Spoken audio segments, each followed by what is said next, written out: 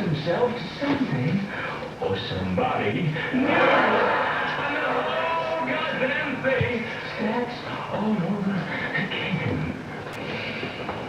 But I've been crushing the symptoms that I can't go. Could God really be so cruel to give us feelings that could never? So, I was sitting in a bar waiting for food. Not an unusual night, I frequent Cuevas. I was having some pasta with oily dressing and stuff. I don't remember. But I had beer, and that's important. Usually I read a magazine while I drink. It gives a fine gradient to your understanding. You know, I'm not the type of person who projects feelings of invitation onto others. I just don't. It's not that I'm a bad person, it's just that my teeth are not as prominent as others and they don't feel the need to show themselves at every occasion. And that I don't feel any different from any of you. I feel happy inside, it's just that I don't have the teeth or the patience to work my face from its normal, standoffish self. And that's what made her so unusual. She just appeared. I looked up and she was sitting in the opposing seat. Now, if I were at home, I would have lunged for my shotgun and said, "What are you looking at?" I must have been taken completely by surprise. She gently cradled my hand and started to sing.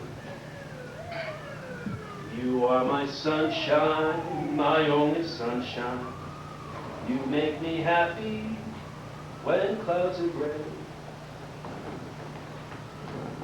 She went on with the song, singing every verse, gently holding my hand and singing into my crooked and imperfect smile. You know, I smiled, and I couldn't prevent it with my natural defenses. When she was done singing, she explained that her therapist had encouraged her to come out of her shell and do something charitable, and since I was the most charitable case around, well, so I tried to be suave. But she had a boyfriend. She said we were not to meet again after tonight. And even as I tried to make sense of this moment, I realized that this moment was going to slip away like all the other moments of my life. But I drove home trying hard not to lose the moment. She had brought out my teeth, and that was no easy feat. I smiled as I pulled up to my home. Almost immediately, a neighbor approached me and said, "There's a cat that's been hit by a car over there. You should come." This couldn't be. My cat Moss was well aware of cars and the evils that they perpetrated upon his species. Plus, I had just been uplifted. It couldn't be this direct, this one-to-one payment plan. So I walked to the gutter with denial, but arrived in horror as I saw my Moss crying in pain. He had been hit and he had somehow dragged himself to the sidewalk.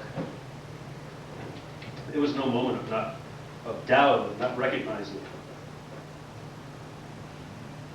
Oh, Moss, I thought, it's transforming my perplexing evening of wonder into my worst nightmare.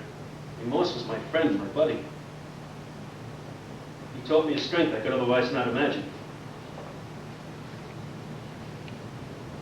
Well, I know it sounds strange, but you weren't there. So don't doubt it because he was a cat, because if he were a dog, many of you would understand, and that you should be ashamed of that. So here he was, dying in the gutter, crying for a friend. There was no strength in this. He was afraid. This box appeared, and I pulled him in with his legs flopped like they were already separate. The only words I could enter my mind were Dixon. Dixon, Dixon. Somehow, science, even veterinary science, could save him. Don't take him, please. I had no relationship with my family. Superficial friends, a wife who betrayed me. Morse was the only one who loved me for no other reason than I loved him. And I remember there was a time, as I was driving to the hospital, I remember a time when this neighborhood kid was encouraging his dog to attack my Morse. I became insane. I went out, I threw myself between this dog and my Morse, and he ran to me purring loudly. This was not a normal reaction for either of us. I probably scarred this kid for life. I threw him and this dog off my property. But I couldn't protect him this time. He cried because he felt I was gone. When I touched him, he calmed. I should have known then. He knew. When I got to the hospital, he started to cry again, but I ignored him this time. I thought, fix him, as I passed him to the doctor. It was not the right thing. It's not the right thing. So I waited, and this doctor comes out and explains how broken he was and in shock and dying. Then he explains all that would have to be done. This is a $1,000 cat, he says to me, meaning the final bills. Fuck the bills! I can get a second job or a third job. If this was your son or your friend, would you say, oh, it's going to cost $1,000, so let's just forget the whole thing. Bullshit.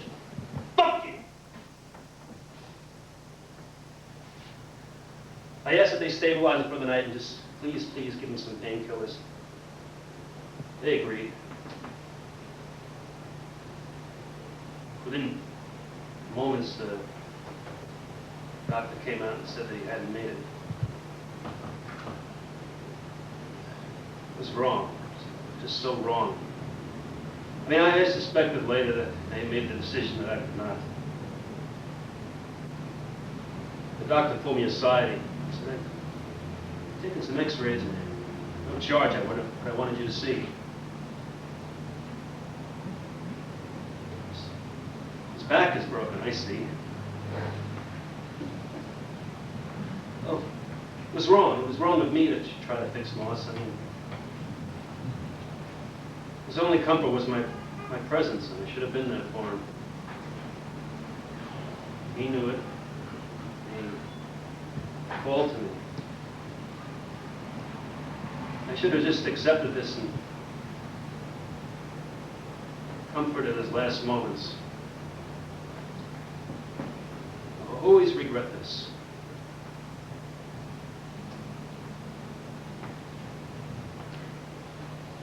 I don't know why you appeared earlier to comfort me, but I wanted to thank you.